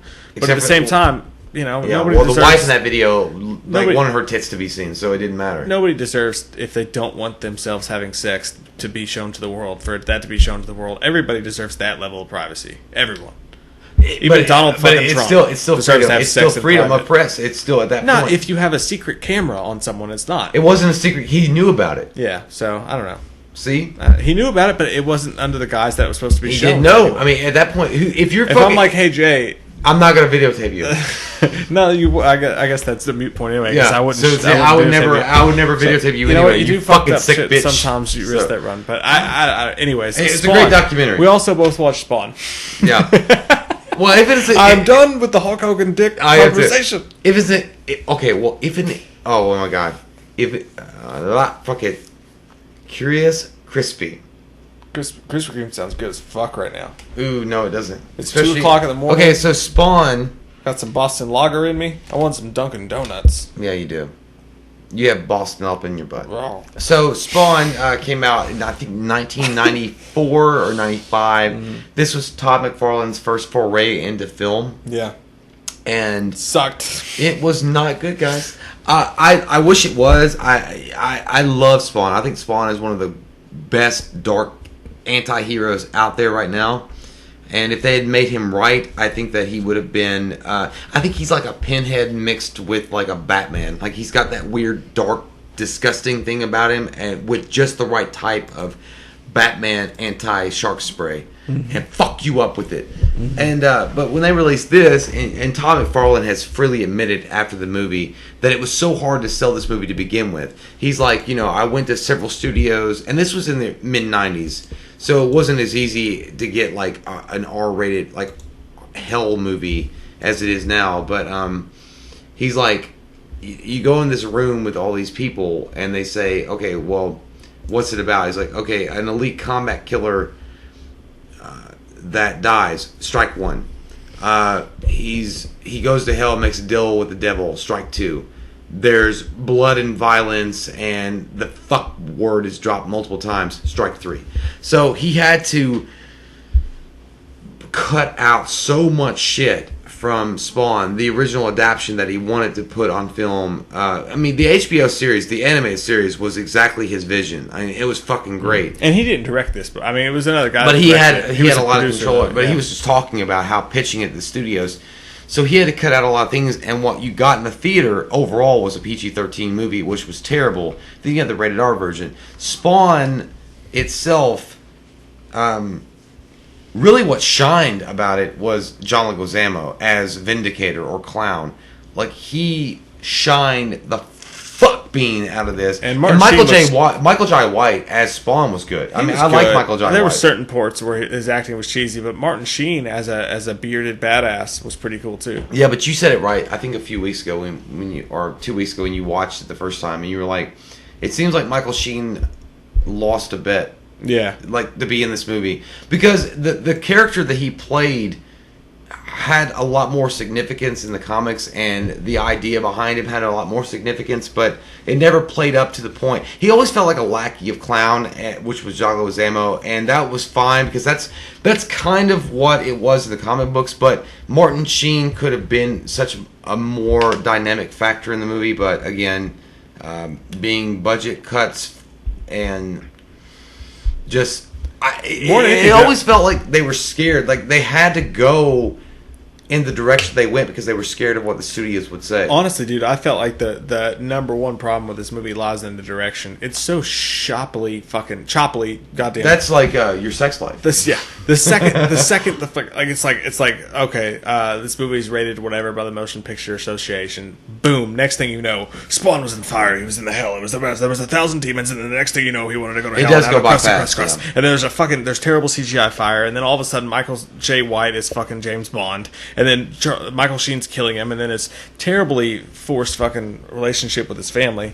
They didn't give you enough time to give a shit about anything. All you had to go off of in this movie was Spawn looked fucking cool. The CGI cape was a little bit much, right? But it still at moments was badass. They did that because the cape is such a character in of itself in the comic books. The cape has its own powers. It has its own like unique way of being, and to showcase that on a live action screen is hard to do. But him as a crusty dude, he looked like shit. When he was burnt up and shit, that special effects on that were dog shit. The only real credit I'll give this movie, I thought Malbolgia was the worst. He's like, yeah, will you live behind me? He's like, yes, I live behind me. It was like a fucking PC game in 1992, dude. It was like when PlayStation first released. It was terrible, but that was the worst. But again, he looked bad when he was Krispy Kreme Spawn. He looked cool when the suit came on and the white eyes. And then the one special effects scene that was really fucking good in the movie, whereas when you see Clown turn into Vindicator for the first time and they fight in the streets, that looked fucking awesome. Yeah, and I never liked Cagliostro at all. Like, I thought he was such a cheap garbage man Yoda, and he even calls him Yoda in the film to kind of like make it fun of it. But he really was. He was such a bad actor. The guy might be a good actor, but in that specific role, he was a bad actor. Let's just get an old guy who looks wise. Yeah, that's all it was. Probably picks his butt. And he glowed every once in a while. He'd come out of the alley like, I can glow. Yeah. It's like, do you see it? Like, he wanted to show off or something. But yeah, when he's fighting Vindicator, he's like, Vindicator's about ready to bite Spawn's head off, and Cagliostro just shows up out of nowhere, like somehow he appears. He's like, use your armor! It's like Takibe, not in my house. Yeah. But again, Minute Bowl. Spawn has such potential to be, because I think that Tom McFarlane came out in an interview. I have the Spawn completed collection on HBO at my home. It's awesome. That you will never touch. You will never find it. Let me borrow it. You will never find the Cagliostro. Come down to my world, Wanda. See you at Wanda's. Oh, it feels so smooth and hairy. Again, John Leguizamo was the fucking bomb in this. But it has such potential. And McFarlane came out and he said that what Spawn is to him is if Batman ever got his balls. Which is unfair. Well, it's not, because to McFarlane, he went through Marvel. Like when McFarlane made the run on Spider-Man, he took over the Spider-Man comic books in Marvel for a while, and he did a really more of an aggressive, darker style with Spider-Man. And he said that Marvel cut this part of the story out. Like, he had a plot for a story with Marvel, and they said, nope, you're not going to do it because we're going to ruffle too many feathers. But he's like, in the scene, he was going to have Spider-Man, there was a mugging. He webs up the mugger, and this affluential white fat guy was like, thank you. Those effing in are always like that. And he's like, he was going to have Spider-Man grab him and be like, what color do you think I am underneath my mask? I think that'd be interesting. And he was like, but they wouldn't let him do it because it was too racially charged. So he's like, what I thought of is I'm going to make a black guy, not because he's black, not because he's black, but because there weren't a lot of black heroes, but make him Batman with balls, and you don't know what he is underneath the mask. He's burnt up. He's just a man. He's a man trying to do what's right. And I think that McFarlane had a good vision for that. Unfortunately for this movie, it was rushed out to production, and it was rushed out to get, it was in the superhero phase. Because when it came out, I think Blade came in a year later, but it was right during the middle of that yeast infection, Batman and Robin in '95, and it was just a really bad time for Spawn. And the cartoon did well. HBO, it was fucking the bomb, dude. It was so good. But again, this movie, to me, I like it. I still like it, even despite its shortcomings and despite its bullshit. It's cool to see live action Spawn. But and John Leguizamo, shit fucking movie. Fucking is badass though. John Leguizamo, he does great. Yeah. When he runs around the trash can, he was like, oh.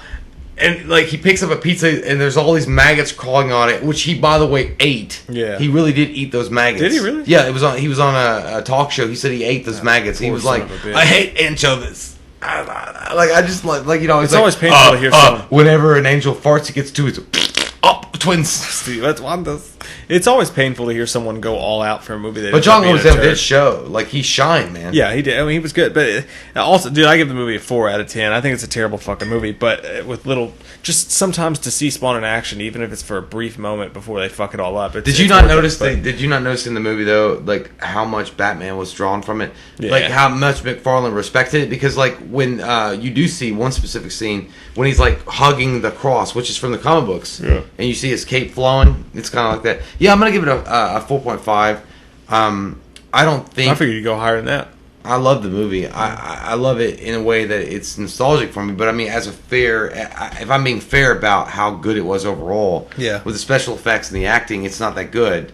It looked like a very rushed production. It looked very rushed. Everything about it was rushed. It was very Mortal Kombat Annihilation-ish. I think the problem with it is if you'd read the comic books up to that point, and when the movie I was psyched because I had read the comic books, and when the movie was released, I thought I was in for a Michael Keaton '89 Batman, and nice. I got more of a skid mark with Tanya Harding beating me up with her boyfriend. But nonetheless, I still had a good time watching it. And 4.5 it's less than average, but still, it's the best we got right now. Honestly, the YouTube video that they have out there with Spawn is more like what McFarlane wanted Spawn to be, more of a shadow figure. Not really, more of a horror movie. Yeah. Because and I think McFarlane, if we get a remake of Spawn, McFarlane's already come out and said that he wants a horror movie centered around Spawn, because you never see Spawn. You never, in his vision, you see a shadow. You maybe see glimpses of what Spawn looks like, but he's more of a dark figure in the dark. That brings up a bit of movie news too, actually, is that what's going on currently with this is that McFarlane has held the script in his hands for years now, and he keeps giving tiny little updates it's almost done, it's great. Well, he's broke because that Maguire ball that he bought. Maguire ball? Mark Maguire? Yeah, he bought that 1.2. He was in the news for that. He's got a lot of fucking money. $1.2 million for the fucking home run ball. What a douche. I had a 24 karat gold Mark Maguire. I saw Mark Maguire at St. Louis Stadium the year he hit 62. Big deal. I had a Larry Johnson car that was gold. But no, he didn't hit a home run at the game we were at. But dude, you should have seen it. like, because this was like, he had like 58 home runs at this time, and we were in St. Louis at the stadium. Pre-steroid? When he goes up, yeah, before you knew about the steroids. Steroids were in it all, but at the time it was cool as a kid to see this. When he would go up to bat, dude, every time he would reach back to swing when the ball almost got there, the entire stadium would light up and people's cameras taking pictures. It was one of the coolest things I've ever seen. But anyways, what's going on with this movie right now is that Todd McFarlane has a script. He's been writing it. He says there's a rough draft done of it that he's willing to show people. But he's not willing to let any studio have it unless they guarantee him a certain amount of budget that they let him write, direct, and produce, or he won't let him have it. Well, so everyone's telling him to go fuck himself. He's never directed a film before. I know. The budget and writing it, I'd be like, okay, I get it. You're good. But Clive Barker had never directed, and Hellraiser was a pretty masterful thing. He didn't get a chance to direct Spawn, like the first Spawn. I'm not saying... I'd like to see him get the chance, if you were a movie studio, would you put up...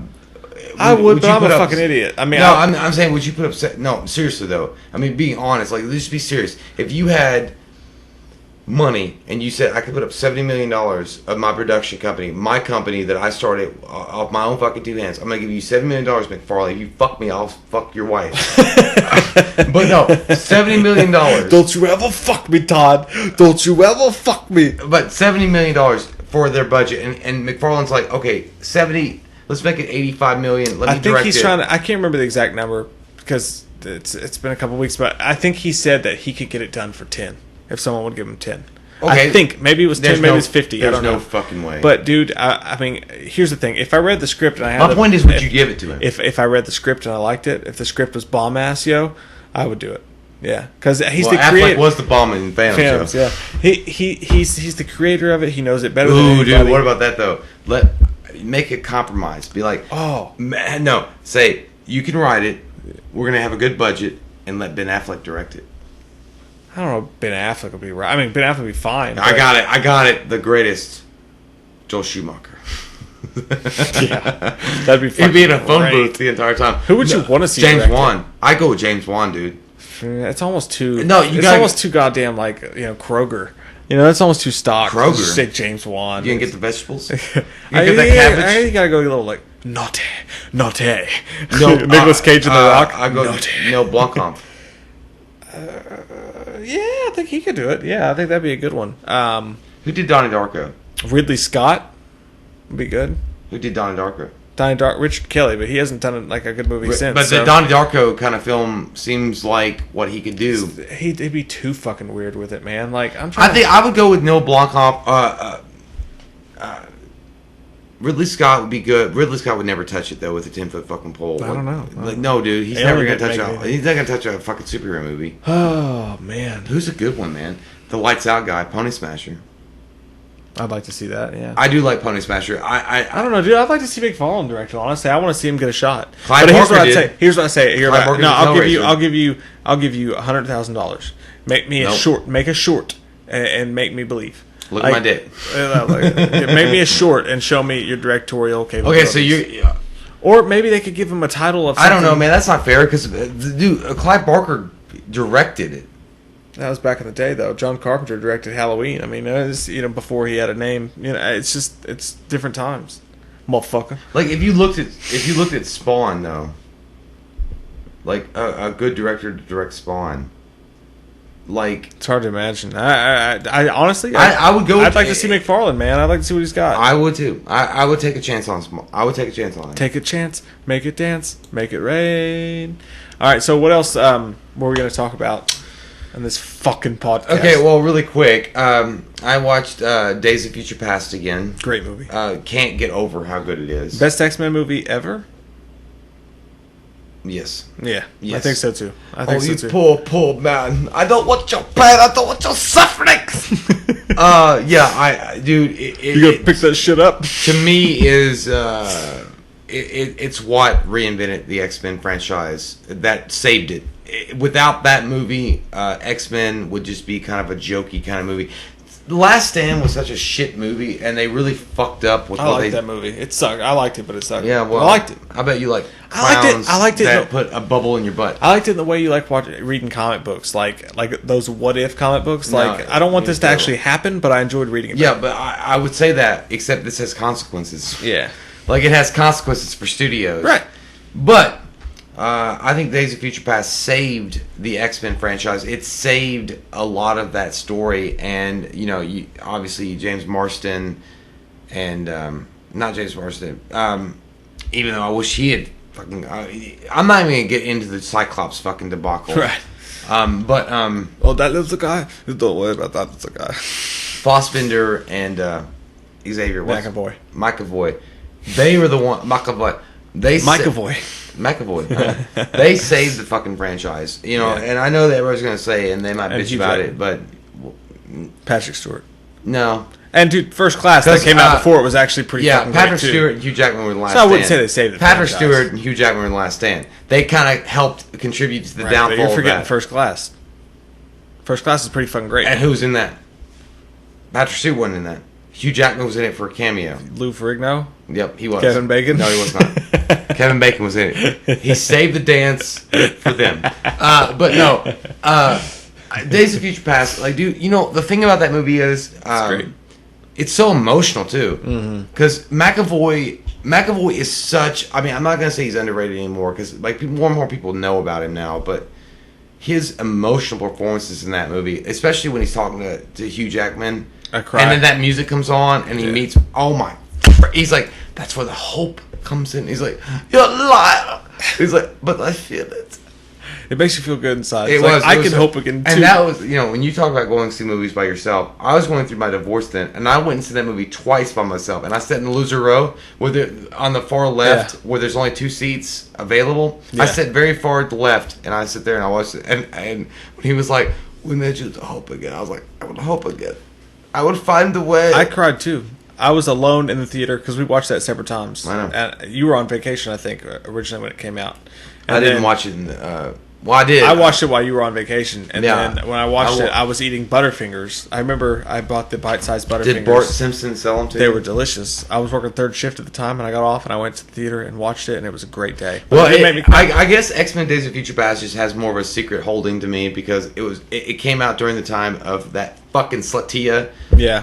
doing No, what I she know. did. I know what you So, but when, the whole thing when he's like all like, heroned out, and he doesn't know what to do, and then that, Charles comes over and is like, "We need you to hope again," and that gives you strength from their pain. Yeah.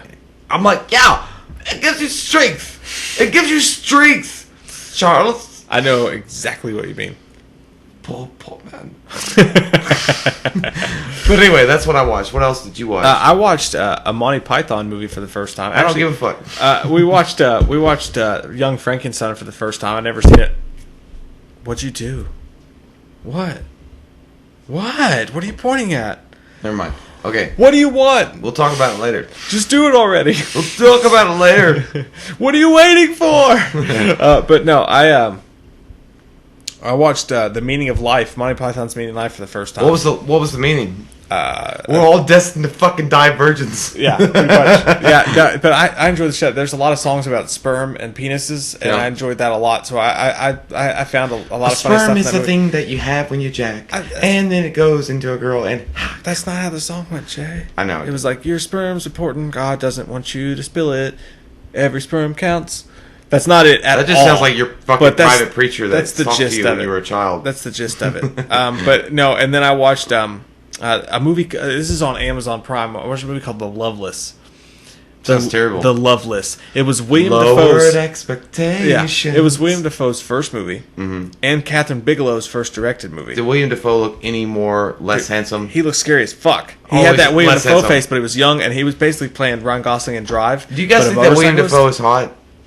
I doubt people do. Like, He's not, okay, like, does traditionally he attractive. always look like a serial killer? He's one of those guys who probably got laid a lot. He got laid a lot. But, like, even now, though, he probably gets yeah, laid. yeah. Oh, but yeah. does he look like a serial killer to you? Like, he looks like a serial Totally, killer. and in this Yeah. movie he does, but he's like a biker dude, and the whole movie is supposed to be these badass bikers that don't give a fuck about nothing, but it comes off really cliched and corny, and it felt like a goth kid painting his nails in high school, like, my mom hates me. They were trying so hard to be cool, and the movie just does Mom, nothing. I fucking hate you, and Dad, I fucking hate you. Like, the cover looks badass, it looks punk rock as shit.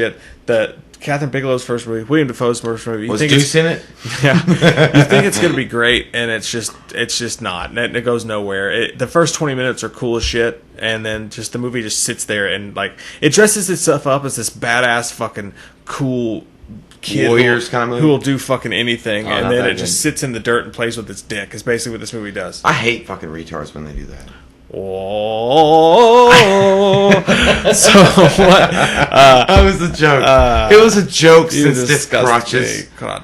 Face. I think that we should go from here and have an intermission because this is a really long podcast. Actually, I think we're done, man. I mean, what else? What else is there in the world? We have wildebeasts to talk about. Well, let's just talk about it because that's all we got. Let's just do it. What do you got to say? Tell me to the night. Well, no, okay. So we're gonna go over this really fucking fast. Okay. All right. Don't ever rub yourself when I'm looking at you. I'm rubbing my belly. So I'm hungry for the Crimson Tide. you have a goddamn 16-inch pizza. Did you eat it all, you fat fuck? Oh, is it a 16-inch pizza? Did you not have it? No, I had the Papa John's double XL pizza yesterday. And it was fucking delicious. Good for you. The sausages are I can't huge. afford it. I bet you love that sausage. It was wonderful. So anyway, wildebeasts. We talked about this in a YouTube video. Yeah. About my sexual corrupt and Kirk ways across the galaxy. Listen, I have fucked some nasties. I've had their dirty troll lips on my wiener. And that's happened. And I can't take it back. It happened and you all let it. I'm kidding. I don't blame you. I blame myself. But nonetheless, we have all been there through that dark path. It's like, getting on a roller coaster and you know that you've got a dark tunnel that you've got to go through and it's going to be scary. But you got to go through it because it's going to be weird and it's going to be wild and it's going to be adventurous and you've got to go through it. But nonetheless, you go through it. So, I'm just saying that I'm not the only one that has done that. And I think that when that was brought up with that Tales from the Crypt video that we did last week, a lot of you guys responded and said, yes, you know what, Jay? Sometimes you got to go through the nasties to get to the happies. And one specific guy, and I don't remember your name, man. I wish I did. But you had the greatest, what you said. You said, sometimes you got to slay them dragons to get to the princess. And you know what? You're right. They never taught you this in Super Mario Brothers 3. Like, they never taught that. Like, you'd get on Yoshi and you'd have like an egg and you'd lay him and you have to go through the whole level. But eventually you're going to get to the princess at some point. Motherfucker, I just went to piss and you were talking about having sex with ugly chicks. I come out here, you're talking about Yoshi. Yoshi's Adventures. But, you know what? Sometimes you crack that egg and you get on Yoshi and you ride the dark wave into the night. And where's that wave going to end? We don't know. It might end on the beaches of Fuckville and you're just there. But it doesn't mean that it's always going to be that way. Listen. I'm just going to tell you this. Listen, some of the ugliest people in the world that have had their lips around your vagine or your weenie are really nice people. But you know what? You just know that you're not going to marry them and you don't want to really bring them around your friends and introduce them and feed them. Oh my God, guys, listen. That's the worst part. When you give them basic civil rights. They're just fucking slaves at that point. You just want to it's like suck my dick and you know you're good for that and that's about it. You're a terrible person. That's the worst thing. When you take them to a restaurant and they're like expecting you to pay and you're like, I don't want to pay. We're going Dutch. And then the fucking stupid bitch waiter brings out a bill for one. And you're looking at him like, I don't know what this is. Why am I paying $50?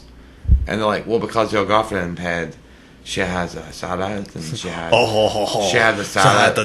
She had the salad and she had the appetizer and she had the drink of sweet tea.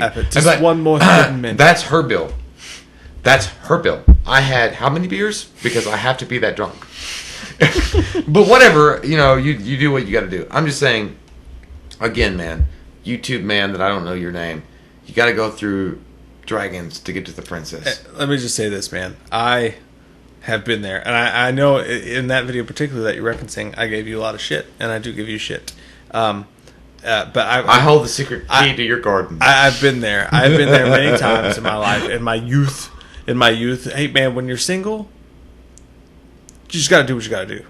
Listen, you got to get through one cold night, and you got to do what you got to do. But I do got to say this: it's just still funny. Oh because, my God! No, it's still funny because I haven't been in those shoes, in those panties. These are new LeBrons in a long time. It's been a long time for me. But it's called the loser LeBrons. Watching you go through it, it's funny to me because if I gathered all these girls like trading cards, you'd have like a villains gallery. It'd be like a rogue gallery. But my Pokemon would beat yours. They would have their strengths and their weaknesses. They would have such horror. They would beat your Pokemon. This would be like, well, she had good hair, but their teeth, bro. Dude, listen, this one was pretty, but she was fucking crazy. Yeah, I get the trading cards. Yeah, a rogue gallery. The rogue like gallery. A villain gallery. I have a Spider. I'm building a Spider-Man gallery. I've got Shocker. I've got Mystique. I've got Keith the Craven. You know, sometimes you need a Vicky Vale instead of a goddamn. It sucks, man, because sometimes if you could just field all these personalities, like I've met really sweet girls that have fucked up teeth that look like they got kicked with a field goal 18 times to their teeth. I've got fat girls, skinny fucking girls that look like they probably smell like clam chowder. I've got girls that look like they smell like armpits, but they have all good different things about them. And if you could mix that into one person, like I would have found my perfect girl.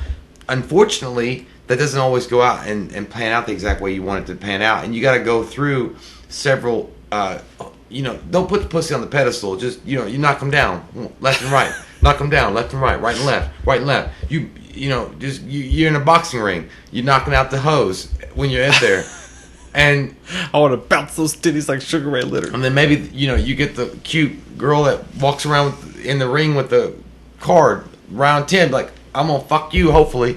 But yeah, that's what I wanted to say. Everybody goes through hood rats in their life. And sometimes you get stuck in that hood life rat style that you get stuck in. But you do it because you got to do it sometimes, and you get lonelies. And sometimes what Jay's trying to say is that sometimes you get lonely and you have to sleep with. Is there any hot girls out there on YouTube that wants to fuck? Like, send us a YouTube picture and it's like, I want to fuck Jay and I might want to do you. Know what? And we'll meet up somewhere and we'll have some sex. Some dudes might take you up on that. Yeah, if there's any hot dudes, let's see it. No, I'm straight, but thank you for the offer. Either way, that's all I wanted to say. This has been a great podcast. I've had a very good. I felt like I've extinguished some demons. Yeah, you get those demons out. No, not really. There's more, but I don't want to keep. I mean, this is the long podcast. I feel like Paulie walking you down the entranceway for the last time. Like, Rock, you know the stuff you said about the basement? Bury it, Rock. I can't bury it because I gotta keep fighting. So get the demons out. All right, so anyway, thank you guys so much for the episode 5 of the podcast. We've had a great time, and we're actually considering we're going to be moving a lot more on podcasts and sex changes. Mike's thinking about removing his dick, and I'm supporting him for this, but I will not be removing my dick. Maybe putting makeup on, but not that far. Mailing it around the world like Jesse James' body for people to look at, but then send back, and then one day I'll reattach it. There you go. It's glorious. That's impossible. What? Brad Pitt did it. Oh God, so bad. Don't blow it in my direction. I know. Jesus Christ, that's. I'm sorry about that, guys. I mean, you guys heard that. It was a Raiden type burp. Oh, he's returned from Mortal Kombat. So, thank you guys so much again. This is episode 5. This is the furthest we've got in the podcast. We're pushing 2 hours, man. Yeah, and again, what I was trying to say was that we've been talking, and we want to push a lot more, push it real good in your butts, content with podcast, and your butts first. As long as this thing keeps going, and as long as we got the support to keep doing it, we're gonna keep doing it. And thank you guys overall. Thank you for. I see it on YouTube.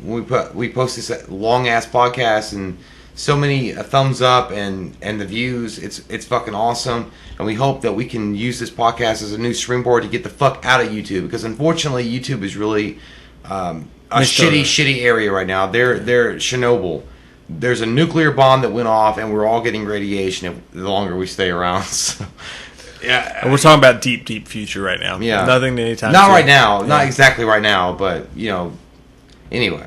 I like it. It's fun to do podcasts, man. It's fun to go. And you know what excites me the most is when I see someone be like, "Hey, you got me through a portion of a shitty, awesome, shitty ass yeah. shift at work." Because I've done that too, and that's what actually got me into talking about movies in the first place. Because we've always done it, but the first movie podcast I heard, I was like, "Oh fuck, I want to go watch that movie now." And it feels like you have somebody to talk about it with. So to hear people say that back and throw that back to us is a really cool feeling. Very sexy. So I really appreciate it in all of you, and I even appreciate the ugly girls that Jay sleeps with, because sometimes they give us rides places. Sometimes they make my dick feel good.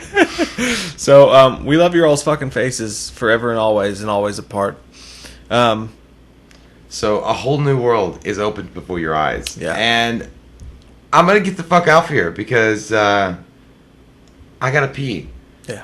But you guys stay sexy and you guys stay salty and you guys keep drinking that beer and you guys keep getting through the work week with us in your ear. I rhymed it again, bitch. That was terrible. And we'll see you next time on episode 6, The Return of Mike's Dick. Hip Hop Anonymous? You gave him the easy one. We watched a movie. Yeah. We watched a movie. We watched it. We watched a movie. Yeah. You know what? We did a review. We watched a movie. We watched a movie.